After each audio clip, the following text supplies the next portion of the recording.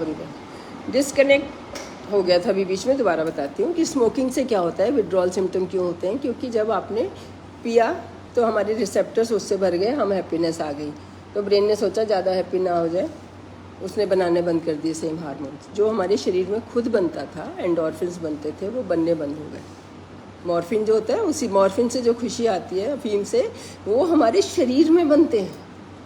लेकिन हम हर वक्त टेंशन में रहते हैं, और टेंशन को सॉल्व करने के लिए ब्रेन कम बनाता है। भाई टेंशन कैसे सॉल्व करेगा, इतना खुश रहेगा तो ब्रेन कम कर देता है उसको। अगर हम टेंशन ना करें तो वो इतने अच्छे बनते हैं। हम ऐसे ही नशे में रहते हैं। बोलते हैं ना कि फलाना बंदा तो जो पूजा पाठ करते हैं, जो गुरुद्वारे में रहते हैं, उनकी अलग ही शक्ल भी कितनी शांति होती है,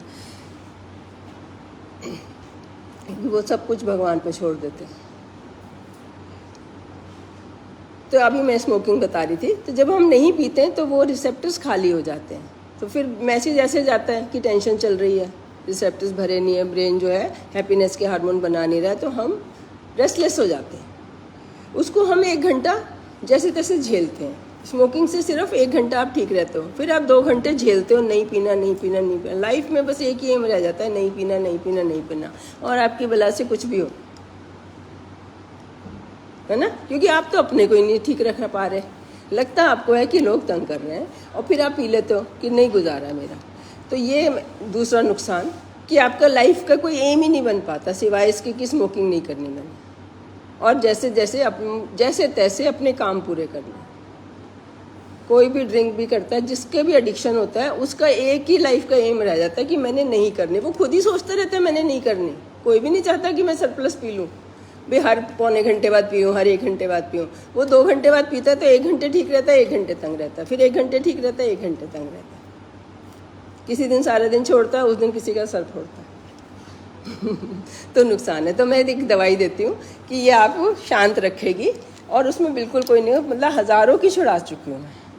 और क्योंकि वो बच्चे इनफर्टिलिटी वाले होते हैं तो जल्दी से मान भी जाते हैं। कोई और तो इतनी जल्दी बच्चे के प्यार में मान जाते हैं, करता है तू कन्हैया मेरा नाम हो रहा है, वो चीज़ हो जाती है।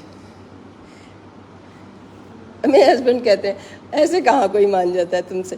मैंने कहा हाँ मेरे मान जाते हैं, क्योंकि उनको बच्चे का प्यार होता है कि बच्चा करना है। अरे इतनी सी बात से हो जाएगा, वाह खुश। 15 साल बाद, अभी मेरी वीडियोस देखना, 15 साल बाद उसके हो गए अपने आप 16 साल, 8 साल, 7 साल, इतनी कहानियाँ हैं। स्मोकिंग छोड़ो, तो जब तक स्मोकिंग नहीं छोड़ते तब तक तो आपस में ही नहीं मिलना। अगर होगा तो उसके आगे बच्चे नहीं होंगे। ये भी एक पूरा DNA चेंज रहता है, मतलब जनरेशन्स में पास हो गए। उसको कैंसर वैंसर बीमारियाँ भी ज़्यादा होंगी बच्चे को। अभी दूसरी क्या बात बता रहे थे हम, तो ये है कि हमारा सांस का था। स्मोकिंग तो बीच में आ गई। मैं बता रही थी कि सांस हमारी जो है वो सेफ्टी के हिसाब से चलती है, तो हमें डीप ब्रीदिंग करके हम ब्रेन को धोखा दे देते हैं, नहीं सब सही चल रहा है ना। तो सांस को देखने से थॉट्स भी रुक जाती हैं थोड़ी देर के लिए, और कंसंट्रेशन हमें समझ आती है कि जो काम करना है ध्यान से करो, ध्यान से करो। सांस पे ध्यान दे रहे हैं तो फिर कोई और काम पे भी ध्यान देने का एक थोड़ी सी हैबिट बनेगी। अगर हम मैथमेटिक्स करते हैं, सवाल निकालते हैं, ध्यान देते हैं, कोई भी चीज़ हम जब सीखते हैं तब ध्यान देते हैं। फिर जब हमें आ जाती है फिर वो दिमाग अलग चलता रहता है। वो काम ड्राइविंग है, ड्राइविंग होती रहती है, खाना बनता रहता है, ऑफिस की फाइलें भी चेक होती रहती हैं, सिग्नेचर होते रहते हैं ना, आप जोड़ घटा भी करते रहते हो, और दूसरा बैक ऑफ द माइंड आपके थॉट्स भी चलते रहते हैं। तो वो जब हम सांस पे ध्यान देंगे तो वो रेस्ट मिल जाता है, अदरवाइज रात दिन ब्रेन को रेस्ट नहीं मिलता। तो ये प्राणायाम का पर्पज़ है। बहुत छोटा सा पर्पज़ है, पर्पज़ बहुत आगे तक है। अभी मैं खुद भी नहीं समझती इस लायक कि मैं बताऊं आपको। इतना करो, फिर मैं सीखती जाऊंगी, आपको बताती जाऊंगी। तो ये प्राणायाम करने करो और फिर रिजल्ट खुद देखो। इसमें ये नहीं कि कोई बताने की बात है, करो आप मुझे बताओ हाँ मैडम ये करा। आज मुझे किसी ने अभी फ़ोन पे बताया कि म्यूज़िक प्रमोट तो बिल्कुल करना चाहिए। मैं कहती मेरी म्यूज़िक सर की करो। कहती मैं इतनी तंग थी, और जेन्युइन रीज़न था, जैसे होता है किसी के बेटे को डायबिटीज़ निकल आई, कोई ऐसे जेन्युइन, ये नहीं कि फिजूल की बातें। 8-10 साल के लड़के को अगर उसका डायबिटीज़ निकल आई तो माँ को तो टेंशन होगी। कहती मैं गाड़ी में से आ रही थी और बिल्कुल मुझे ऐसा लग रहा था, मतलब कुछ अंधेरा लगता ना कि ब्लैंक हो जाता है माइंड एकदम। क्या करूँ, कोई सोल्यूशन हो तो इंसान हाथ पैर मारे, इसमें तो कोई सोल्यूशन ही नहीं है। और फिर बस मैं ना गुनगाने चल रहे थे, ड्राइवर चला रहा था गाड़ी, और गाने लगी, और जब तक मैं घर पहुंची मुझे सब मैनेजेबल लगा कि अरे सब कुछ कोई बात नहीं है ना, बच्चे को डायबिटीज़ है, इंसुलिन भी तो है, हो जाएगा। तो कहती फिर उस दिन से ना मैंने गाने लिखने शुरू कर दिए। उसने अभी मैं, वो डॉक्टर है, मेरी फ्रेंड है, अभी आज ही उसने अपना भेजा था, तो मैंने पूछा आपने लिखा है गाया है? कहती नहीं मैंने ही लिखा है, गाया किसी और ने। फिर मैंने अपने म्यूज़िक सर का बताया तो बोली बहुत अच्छी बात है।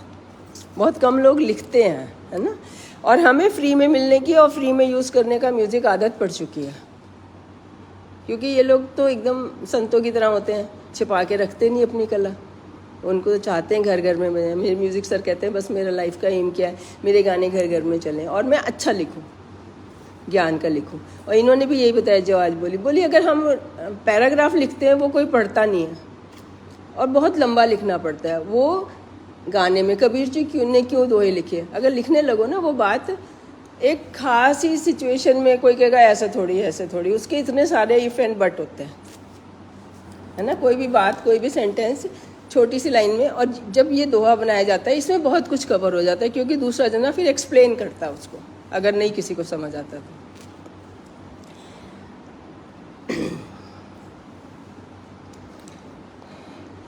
अच्छा, ये दोनों फिर कहते हैं इंटर रिलेटेड है। अगर मैं इसे स्क्वायर के हिसाब से बनाती हूँ ना, तो ये बाहर वाला हो गया, हमारी बॉडी ठीक हो गई, फिर हमारा सांस ठीक हो गया, है ना। अब हमारा मन ठीक होगा, एक दूसरे से रिलेटेड है। ये गलत होगा तो ये गलत हो जाएगा, ये गलत होगा तो ये गलत हो जाएगा, ये गलत होगा तो ये गलत हो जाएगा, है ना। तो अब हमारा अंदर आ गया मन जो है ठीक रहना चाहिए, है ना। मन को ठीक करने के अपने नॉर्मल, मैं कोई ज्ञान वाली और शास्त्रों वाली बात नहीं बता रही, नॉर्मल तुम लोगों के लिए कि मन को कैसे ठीक करना है। फ्रेंड से बात कर लो, नहा लो, गाने गा लो तो सबसे अच्छा है, बच्चे को सुनता भी है। और म्यूज़िक क्लास जाओ, बाकायदा सीखो। जो सीखना है ना, जो सुर लगाना है, ये बहुत ही साइंटिफिक है। ये मतलब इतना साइंटिफिक है कि सा से क्या ठीक होता है, रे से क्या ठीक होता है, ग से क्या ठीक होता है, म से क्या ठीक होता है, प से क्या, ऐसे सोच के ये बनाया है सरगम। हमारी अलग अलग सेंटर हमारी ब्रेन के इससे स्टिमुलेट होते हैं और ठीक होते हैं। और वो अगर म्यूज़िक टीचर अच्छा मिले तो वो भी सब जानता हो, नहीं तो हमें ना बस बिठा देते हैं सरगम गाओ, इससे मिलाओ। मैंने सारी मतलब 3 साल से सीख रही हूँ, तो पूरी उसकी डिटेल सीखी है कि ये क्यों बनाया, इतना राग, इतना कॉम्प्लिकेटेड, इतना मुश्किल कोर्स क्यों बनाया। तो वो हर एक कोमल रे और शुद्ध रे लगाया तो भाव बदल जाता है, ब्रेन का अलग सेंटर। और जब तुम बोलते हो तो सामने वाले को आवाज़ सुनाई देती है ना, उससे वो तुम्हारा भाव जान जाता है।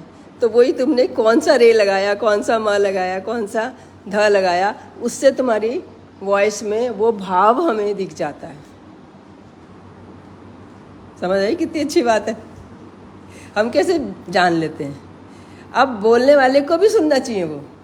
तो जब हम म्यूज़िक सीखते हैं तो हमें सुनता भी है अपनी आवाज़, क्योंकि हम तो खुद सुन रहे हैं ना, अरे लग नहीं रहा, मिल नहीं रहा, तो हमें सुनना भी आता है। तो एक तरह से हम शातिर भी बनते हैं, क्योंकि जब भी हम बोलेंगे हम मॉडिफाई। वो कहते हैं, म्यूज़िक सर कहते हैं, शिवी सर, कि मुझसे कोई झूठ नहीं बोल सकता अनटिल अनलेस वो भी म्यूजिशियन हो टॉप लेवल का, जो अपनी वॉइस को मॉड्यूलेट कर सके या स्पेशल कोर्स किया हो। वरना अगर नॉर्मल जना बात करता है तो मैं कैसे पकड़ लेता हूँ, मैं पूछती हूँ कैसे पकड़ लेता है, तो बताया वो तो ध्वनि बताती है ना, उसने कौन सा स्वर लगाया बोलने में भी। तो ये हमें मन को ठीक करना है, मन को अपने खुश रखना है। ये डिसाइड, तुम बस अपने ब्रेन को डायरेक्शन दे दो, वो तो तुम्हारा सर्वेंट है। ये जो ब्रेन है और ये सिक्योरिटी मैन है, सिक्योरिटी डिपार्टमेंट है, ये तुम्हारे अधीन है। तुम्हारी सेफ्टी इसके अधीन है, लेकिन ये तुम्हारे अधीन है। इसको बोलो कुछ नहीं भाई, बिल्कुल भी टेंशन नहीं है, तो क्या हो गया, उसको सोल्यूशन दे दो।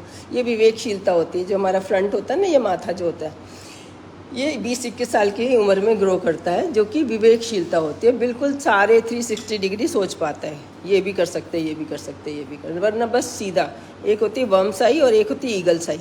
ईगल साई होती है ऊपर से आपको सारा सिचुएशन दिखाई देती है, सारे सोल्यूशन दिखाई देते हैं, और एक होती है वर्म्स, बस यही रास्ता दिखता है, ब्लॉक है तो पागल हो जाता है, क्या करें है ना। गर्लफ्रेंड ने मना कर दिया, पागल। तभी एक ने मना किया, वो कहते हैं कि कितने 600 करोड़ है, उस सबने तो नहीं मना कर दिया। तो वो वर्म्स आई से ईगल्स आई हमारी 35 तक बनती है। तभी कहती हूँ जो ग्रेस 35 पे होता है, इसीलिए आपको प्राइम मिनिस्टर बड़ी सिचुएशन मतलब उस पे सीट पे 35 पे बिठाया जाता है कि आपका 360 एंगल देखने का नज़रिया बन चुका होता है। तब तक एटलीस्ट ब्रेन डेवलप हुआ। अब तुमने नहीं डेवलप किया वो अलग बात है। फिर इसके बाद है ज्ञान में कोशा। अब हमें ये भी तो पता हो, ये स्वादिष्टान माइंडफुलनेस, हमें पता भी तो हो क्या सही है क्या गलत है ना। ज्ञान विज्ञान दोनों आ गए। हमें आज की मेरे जैसे बंदे को विज्ञान भी पता होना चाहिए और ज्ञान भी पता होना चाहिए। विज्ञान तो ज्ञान ही है, ये तो बस वेस्टर्न ज्ञान है तो उसको हम विज्ञान कह दिया है ना। जिसका प्रूफ मिल गया, हाँ, जिसका हमने लैब में टेस्ट कर लिया और दिखा दिया। अभी 1000 लोगों पे 20,000 पे कितनी दवाइयाँ होती हैं, 20,000 पहले चूहों पे होती हैं, फिर लोगों पे होती हैं, उसके बाद वो आती हैं और फिर वहाँ पे चलती हैं और फिर इंडिया आती हैं जब सस्ती हो जाती है 10 साल बाद। तो यहाँ तक जो एलोपैथी दवाई पहुँचती है वो तो बहुत ही सेफ़ होती है। वो पहले ही बैन हो चुकी होती है, उसको ऑलरेडी 70-80 साल हो चुके होते हैं शुरू हुए। और वो हमारे आयुर्वेद से ही लेके चाइना से, यहाँ से जहाँ पुरानी सभ्यता थी वहाँ से चीज़ें ले गए। उसकी केमिस्ट्री जैसे जैसे एडवांस होती गई उसमें से निकाल लिया क्या चीज़ है। वो सिर्फ एक चीज़ की दवाई बनती है। हम पूरी जड़ी बूटी खाते हैं, तो हमने जो नहीं चाहिए वो भी खा लिया और उसकी कोई डोज का पता नहीं। तो जो आप लोगों को कहा जाता है कि वो सब उल्टा कहा जाता है कि तो सब एक दवाई नहीं देते, सब चीज़ों की डोज तक अलग होती है। हमारे बॉडी वेट के हिसाब से डोज अलग होती है, सेम तो मतलब ही कोई नहीं। और सिर्फ एक एक केमिकल निकाल लिया। तो जो एंटी डिप्रेशन दवाई है, जो स्मोकिंग की है, बिल्कुल कोई एडिक्शन नहीं होती। चीज़ देखो उसी के रिसेप्टर पे जा रहा है, लेकिन उसमें एडिक्शन वाला पार्ट निकाल दिया कि एडिक्शन नहीं होती, छोड़ोगे उसी दिन ख़त्म। और बहुत माइल्ड होती है उससे। एक होता है ना कि कब्जा ही कर ले, एक होता है जाके बस गुजारे लाइक काम कर दे, काम कर दिया और उसके बाद ब्रेन को नहीं रोका, फिर उसका मतलब शॉर्ट लाइफ होती है। वो ख़त्म हो गया, उसके बाद ब्रेन ने भी बनाया, साथ में उसने भी बनाया। रात उसने मेरी दवाई ने बिता दी, दिन आपने अपने एफर्ट से ब्रेन से यूज़ किया। तो हमने 50% काम दवाई से किया, 50 झक आपको मारने दिया। ये मेरा तरीका है स्मोकिंग छुड़ाने का। तो ज्ञान विज्ञान भी होना चाहिए, उसके लिए बहुत साधनाएं होती हैं। ठंड नहीं लगे, गर्मी नहीं लगे, ये मतलब हाई लेवल का योगा होता है कि मतलब उसकी साधनाएं होती हैं कि आपने कैसे कैसे मौन रहना है, खाना नहीं खाना है, तप होता है और साधनाएं होती हैं। माइंडफुलनेस इन्होंने लिख दिया। माइंडफुलनेस तो सब जगह ही है कि सोच के करो, हर कुछ जो भी आप करो तो आपको पता चले। जैसे मैंने बोला, आप बोलो तो आपको अपनी आवाज़ भी सुनाई दे, है ना। ये नहीं कि हम आपने चीज़ उठा के इधर से रख दी, चाबी कहाँ फेंक दी, आपको पता ही नहीं। रखने लगे आपके माइंडफुलनेस की हर काम प्रेजेंट में रहोगे और आगे और पीछे का नहीं सोचोगे, तो उस वक्त का सोचोगे तो हर काम ध्यान से करोगे। ये सुनने में जिसको नॉलेज चाहिए तो आजकल मिल भी रही है माइंडफुलनेस क्या होता है ना, लोग बता रहे हैं। अब इतने से भी क्या हुआ, हम अच्छे हैं, हमारी बॉडी अच्छी है, हम शांत भी रह रहे हैं और कुछ गलत भी नहीं कर रहे, हमारी बॉडी परफेक्ट होगी, लेकिन हम किसी के काम नहीं आ रहे। फिर भी आनंद नहीं आएगा। जब तक किसी के काम नहीं आओगे आनंद नहीं आएगा। क्योंकि जब अपनी सेफ्टी ख़त्म हो जाएगी, बिल्कुल ही सेफ्टी को एक तरफ रख दोगे, तब तुम दूसरे का करोगे। जब तक तुम अपना कर रहे हो तब तक, है ना, मैं अपनी सेहत के लिए कर रहा हूँ, मैं तुम्हारी सेहत के लिए कर रही हूँ, तो इतनी देर मुझे अपनी सेहत की चिंता नहीं है, तो मेरी बॉडी और एक ऊपर लेवल चलेगी। और अगर तुम ठीक हो गए और मेरे को प्यार आ गया, या नहीं ठीक हुए उस पर भी प्यार आ गया, प्यार आ गया मीन्स आनंद में चले गए। अभी मैंने कल कोई कहानी सुनी कि वो ना किसके कोई गया कि मुझे ना वो सब सीखना है, साधना, मैं तो वर्ड भी भूल जाती हूँ, पढ़ लेती हूँ, सुन लेती हूँ, बहुत फास्ट छोड़ के सुनती हूँ। तो मुझे आपकी तरह, गुरुजी की तरह साधना करनी है। तो उसने कहा अच्छा, किसी से लड़की से प्यार व्यार नहीं हुआ?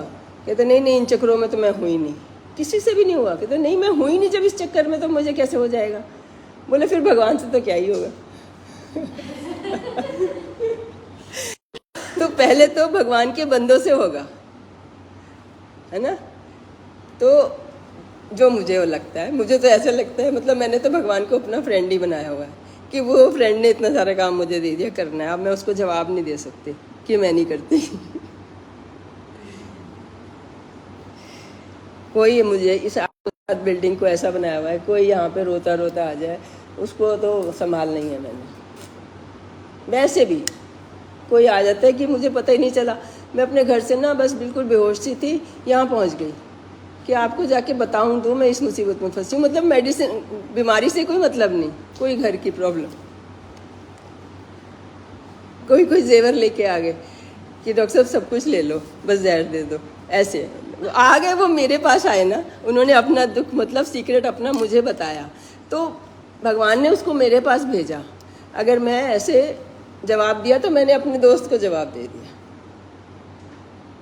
और जो हमारे म्यूज़िक सर बताते हैं, मैंने भक्ति का क्या है भाई, पूजा करने का क्या है, मेरी तो सारी दिन ही पूजा है।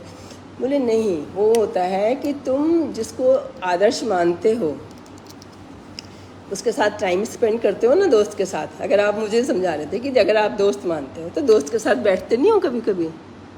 मेरी मिन्नी मैम है, कहते मिन्नी मैम के जाते नहीं हो कभी, क्या करते हो? ऐसे ही बैठते हो, गप्पे मारते हो, चाय जू पीते हो। तो ऐसे ही भगवान के साथ बैठते हैं, उससे बातें करते हैं, कहते हैं मैंने ये गलत काम किया लेकिन मुझे इसलिए करना पड़ा, आज ये मेरी प्रॉब्लम है, मैं क्या करूँ। ये नहीं कि जाके मांगते हो, वो लोग भक्ति करते हैं कि भगवान ये काम कर देना बैठे बैठाए। जो भगवान ने तुम्हें काम दिया है वो करो, और नहीं कर पा रहे तो बताओ भाई मैं नहीं कर पा रहा, तूने मुझे एक काम दिया था लेकिन मैं नहीं कर पा रहा, मुझे ऐसा हस्बैंड दे दिया था मैं नहीं संभाल पा रही। है? स्मोकिंग भी करता है, ड्रिंकिंग भी करता है। जिनको सब सही से मिले हैं, जिनकी प्रेगनेंसी होगी, तुम लोग तो बहुत लकी हो, तुम्हारे थ्रू तो मैं बता रही हूँ। जिसको एक्चुअली प्रॉब्लम होगी उसको थोड़ी वीडियो दिखाऊंगी, उसको तो चुपचाप करूँगी, उसको तो इन लड़कियों को भगा देती हूँ, जाओ, ठीक है ना। तो ये आनंदमय कोश है, इसमें ध्यान होता है, ध्यान में एकदम वो भगवान से लीन होना होता है। जितना मुझे नहीं आता उतना मैं बताती भी नहीं। ध्यान, सेवा और डिवोशन, इसमें डिवोशन है थोड़ा बहुत मेरे में, सेवा है, ध्यान का भी पता नहीं कि कैसे। उसमें क्या है, डिवोशन भी नहीं करना, कुछ भी नहीं करना, बस तुमने भगवान के साथ रहना है। अगर देखो मैं किसी की हेल्प करती हूँ, इसका मतलब मैं दुनिया में दुखी लोगों को, ज़रूरी है मेरे लिए, मेरी ज़रूरत है दुनिया में दुखी लोग हों तो जाके मैं खुश होंगी। तो ये भी तो फुल प्रूफ बात नहीं हुई, ये तो इंडिया में है, तो चलो हम हेल्प कर देते हैं। अगर सारे ही सुखी हो जाएं, सारे ही योगी हो जाएं, फिर हम डिवोशन कहाँ देंगे, किसको प्यार करेंगे, किसकी हेल्प करेंगे? वो तो सारे सेल्फ सफिशिएंट सारे ही होंगे। तो क्या ये हमारा सिस्टम फेल हो जाएगा? नहीं ना। हाँ, तो वो हम नेचर के साथ, चिड़िया से, झरने से, हवा से, खुशबू से, फूलों से के साथ ऐसे सोचेंगे हम भी एक फूल ही हैं, फिर उसमें खुश रहेंगे। तो ये ज़रूरी नहीं है कि दुखी बंदा होना ज़रूरी है हमें खुश करने के लिए, लेकिन अगर है और फिर हम आँख मीच रहे हैं तो वो हम वापस जा रहे हैं, फिर हम यहाँ से वापस जा रहे हैं, यहाँ से वापस जा रहे हैं, हमारी अपनी सेहत भी ख़राब होगी। अगर हम कहते हैं ना, मैं बताती हूँ कि मैं विटामिन डी लगाने के लिए आपको इतनी मेहनत करती हूँ, आप अपने घर वालों को 4 बार नहीं बता सकते, वो नहीं मानते और छोड़ देते हो। तो वो जो छोड़ देते हैं हम, वो एक्चुअली हमारी सेहत भी ख़राब करता है, और जब हम थोड़ी सी एफर्ट करके वो करवा पाते हैं तो वो हमारी सेहत भी सही करता है। तो हमारे हिंदुस्तान में तो रिवाज ही ऐसा था, सब एक दूसरे को खिलाते थे, कोई अपनी सेहत का खुद ध्यान रखता ही नहीं था। मतलब मैंने अपनी मम्मी नानी को देखा है अच्छे से, तो एक दूसरे का ही ध्यान रखते थे, कभी भी नहीं हुआ। मेरी नंदे थी, अरे तू तो रोज ही करती है, वो आके सारा संभाल लेती थी। मतलब मेरी ननद तो इतनी थी, बाथरूम जाएंगी, पैर धोएंगी, वहाँ पे जो कपड़े पड़े होंगे ना वो उठाते हुए आएंगे, सुखा देंगे। घर आई हैं कहीं से सफ़र करके, बाथरूम गई पैर धोने, और वहाँ पे जो नल पे कपड़े पड़े थे नहीं सुखाए तो वो उठा के सुखाना शुरू कर देंगे। अपना घर समझ रही हैं, अपने भाई का घर है, तो सेहत उनकी अच्छी रहेगी या जो आके ये देख रही है। वैसे तो कहते हैं पैसे नहीं है सोफा कितना अच्छा लिया है। बताओ किसकी सेहत अच्छी रहेगी? काम करें ना करें, मतलब एक सिचुएशन बताइए ना, कोई भी बात 360 डिग्री तो ख़त्म ही नहीं होती है। हाँ, कि जब हम दूसरे की हेल्प कर रहे हैं तो एक्चुअली हम तभी सारी अंदर वाली कोशा में रह रहे हैं, वरना हम बाहर ही रह रहे हैं, स्ट्रगल ही कर। अभी तो इससे बाहर वाली है वो, जिसमें कि आपको टेंशन चल रही है। हम तो इसमें आ गए, खाना पिया भी नहीं लगेगा, वो भी रिजर्व जो है में आ जाएगा, ब्लड में ही घूमता रहेगा कि पता नहीं कब ज़रूरत पड़ जाए, आड़ा समय चल रहा है। तो शुगर भी जो टेंशन में होती है ना, बहुत लोगों की ऐसे का ट्रीटमेंट करती हूँ कि जब वाइफ का बता देते हैं एग नहीं बनता तो हस्बैंड का शुगर बढ़ जाता है टेंशन से। अच्छा एग नहीं बनता मतलब उसके लिए कितनी बड़ी बात होगी, अब कितना ट्रीटमेंट कराना पड़ेगा, सबको अच्छा नहीं लगता। मतलब अच्छे हस्बैंड वाइफ भी होंगे, या तो डिवोर्स ही कर देंगे, वो भी केसेस हैं, लेकिन नहीं भी करेंगे तो उनका शुगर बढ़ जाएगा, टेंशन में बॉर्डर लाइन आ जाएगा। वरना 32, 35, 36, 38 में शुगर थी, मैंने तो देखी नहीं थी, और इसीलिए बाकी डॉक्टर पकड़ नहीं पा रहे हैं कि बाई चांस मैंने पकड़ ली, क्योंकि मुझे देखने में शक्ल से मैंने एक चीज़ सीखी हुई है। एक डॉक्टर कुट्टी होती थी, वो आता था पेशेंट, जैसे आजकल मैं बता देती हूँ, उससे 20-25 साल पुरानी बात है, एंटर करता था पेशेंट, उसको बता देती थी। तो फिर मैं रुक गई, ओपीडी के बाद देखने गई थी कि इनका नाम क्यों इतना, किसी ने बताया कि डॉक्टर कुट्टी को भी दिखा लिया, हुआ नहीं, फिर मेरे पास आ गया वो। मैं सोचा जितने भी पेशेंट आते हैं डॉक्टर कुट्टी इतना फेमस है। बोली बहुत फेमस है, आपको नहीं पता। तो एक बार मैं हरिद्वार दिखाने गई, मतलब देखने गई, देख के क्या मज़ा आया मुझे। वो 70 ईयर्स की 70 पेशेंट रोज़ देखती थी। एक तो मैं थकना बंद हो गई उसके बाद, वरना 10, 15, 20 देख के ऐसे लगता था ओह कितना बोल रहे हैं। और उससे भी ज़्यादा जो उनकी असिस्टेंट थी वो एक स्पेनिश गर्ल थी, उसने एक नीचे ऑरेंज धोती पहनी हुई थी और एक ऊपर ऑरेंज शॉल लिया हुआ था, पूरा क्लीन शेव, बाल थे नहीं, और गोरा रंग तो होता ही है, लेकिन वो तो उसकी तो एनर्जी देख के ही आज तक चल रही है शरीर में। ये थकना थुकना तो हमारा बस कहना ही है। जैसे कोई एंटर करना, उसने उसको कॉफ़ी पिलाना, बैठना, हिस्ट्री लेना, फिर 3-3 पेशेंट लिटाना। उन्होंने तो मतलब वो 70 देख रही थी, लेकिन उन्हें करना क्या पड़ रहा था, फिर वो उसने कॉपी लेके खड़े रहना, इन्होंने बस देखना, हाथ लगा के पीवी करके देखना, और जो बोलना उसने लिखते जाना। जो उन्होंने बस लेबर रूम, मतलब अंदर एग्जामिनेशन रूम तक जाना, इतने में उसने हिस्ट्री बताना, 1 मिनट में उन्होंने, आधे मिनट में देखना, और उन्होंने जो बोलना उसने लिखते जाना स्टेनोग्राफर की तरह, और फिर जो ट्रीटमेंट बोलना वो लिख देना। फिर वो पेशेंट, मतलब वो 2 जने 70 पेशेंट को संभाल रहे थे। तीसरा तो कोई होगा तो होगा, मुझे नहीं दिखाई दिया। तो भाई ये है लेवल। 8, 9, 10 घंटे में 70 पेशेंट निपटा दिए, 9 से 6 तक, और कोई नहीं थका। क्यों? क्योंकि भाव। तो जिसको देखने गई थी उसको तो देखा, उससे तो ये देखा कि उनसे तो पूछा, वो हेड ऑफ द डिपार्टमेंट थी लखनऊ मेडिकल कॉलेज की। फिर होता है ना, शादी नहीं कराई थी, तो फिर ऋषिकेश में कोई संस्था के साथ जुड़ गई। तो बोली ये तो चेहरे पे लिखा रहता है, सारे हार्मोन चेहरे पे लिखे रहते हैं। अब इतनी सी एक लाइन के बाद फिर मुझे, जब मैं चैप्टर पढ़ूंगी तो मुझे चेहरे पे क्या चेंजेस हैं वो दिखेंगे ना, जब ब्रेन को एक चीज़ पता होती है देखनी। नहीं तो आजकल क्या हो गया कि बस टेस्ट कराओ और टेस्ट ठीक कर दो, बंदा ठीक हो ना हो। अगर टेस्ट वाले ने टेस्ट गलत निकाल दिया या उसने गलत टाइम पे दे दिया तो सब कुछ गलत हो जाएगा।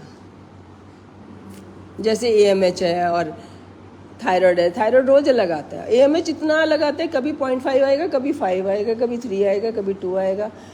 वो आपके विटामिन D लेवल से भी इवन चेंज हो जाता है, आपके थायराइड से चेंज हो जाता है, शुगर से चेंज। जब भी बॉडी सोचती है एग नहीं बनना चाहिए, AMH चेंज हो जाता है। तो उसको तो टेस्ट कराना ही नहीं चाहिए, बाकी सारे देखो, सब कुछ ठीक करो और हो जाए प्रेगनेंसी, अपने आप टेस्ट हो गया, बात खत्म। तो यहाँ पे मुझे सब वो सारा जो मैंने सुना था देखा कि हाँ सच में चेहरे पे सब, अब चेहरा देखने की आदत पड़ गई ना, जब एक बात दिमाग में पता चल गई कि हार्मोन तो चेहरे पे लिखे रहते हैं, तो हम स्पेसिफिकली कम टेस्ट कराते हैं, क्योंकि जिसका हमें शक पड़ता है वो कराते हैं पहले। अगर वहीं हमारे, और एक ही बंदे में सारी बीमारियाँ थोड़ी होंगी, पहले एक जो दिख रही है, एक ही टेस्ट करा के दिख रही है। तो मैं 4 टेस्ट हमेशा बोलती हूँ कि ज़्यादा टेस्ट ही नहीं कराने, थायराइड, शुगर और HB और विटामिन D और प्रोलैक्टिन। ये 5 टेस्टों में 99% यंग एज के। अब कोई बात को पकड़ना हो तो कहीं भी पकड़ ले, भाव समझना है तो समझो कि मैं बिलो 40 वालों की बात कर रही हूँ। फर्टाइल, मेरे पास तो वही आते हैं ना 20 से 40 वाले। और 3 महीने वाला शुगर कराना है और प्रोलैक्टिन कराना है और विटामिन D कराना है। कोई भी प्रॉब्लम होगी ना, इनमें से कुछ ना कुछ और 3 बार कराना। ये नहीं कि जैसे नोट गिनते हैं, अगर सही गिने जाते हैं हमें 100 के 100 मिलते हैं, फिर भी हम दोबारा देखते हैं, ऐसे ही टेस्ट को भी दोबारा कराना। और सुबह 7 बजे उठने का मतलब, खाली पेट का मतलब ये नहीं होता 11 बजे खाली पेट। खाली पेट का मतलब होता है उठते ही। तो जो आपका उठने का टाइम है रोज़ का, उस हिसाब से थोड़ा बहुत 6 बजे 7 बजे 7:30 बजे हो सकता है, लेकिन के बाद नहीं।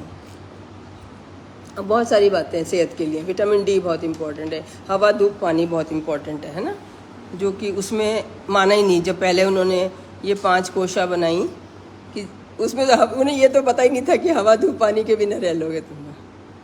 तो आजकल के हिसाब से मैंने बनाया हवा धूप पानी की कमी हो रही है इंडियन इलाइट्स में। ये WHO की रिपोर्ट है कि इंडियन इलाइट्स में ये एक अलग ही ब्रीड है, ऐसा दुनिया में कहीं कोई नहीं है कि वो पैसे वाला है और काम नहीं करना पड़ता, क्योंकि हर जगह पैसे वालों को भी काम करना पड़ता अपना वहाँ से, क्योंकि इतना गरीब नहीं है।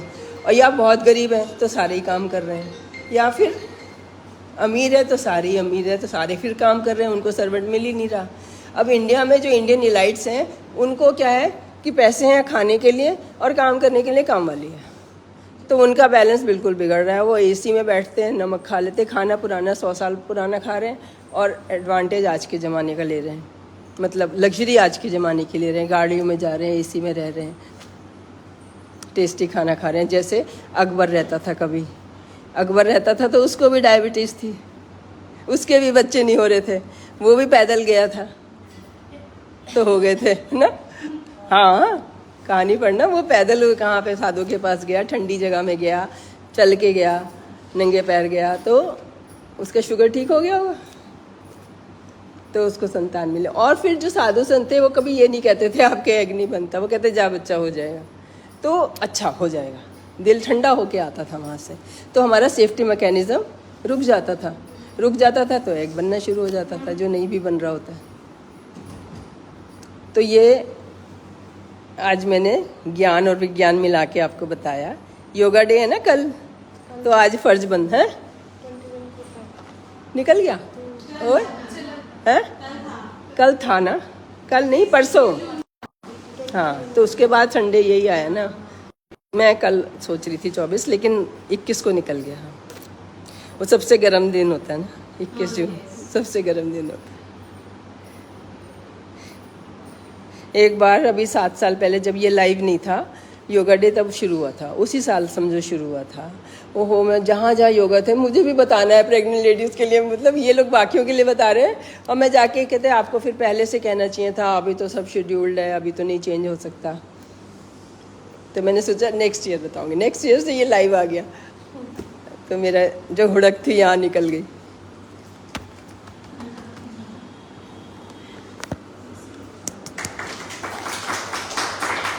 चलो, अच्छा मज़ा आया कि खाली खाने से कोई फिट नहीं दिख रहा। यहाँ सब खाते पीते आते हैं, स्किपिंग कराती हो 5, 10, 15 बार कर पाते हैं, 100 बार कर लेंगे मुश्किल से, लड़कियाँ भी।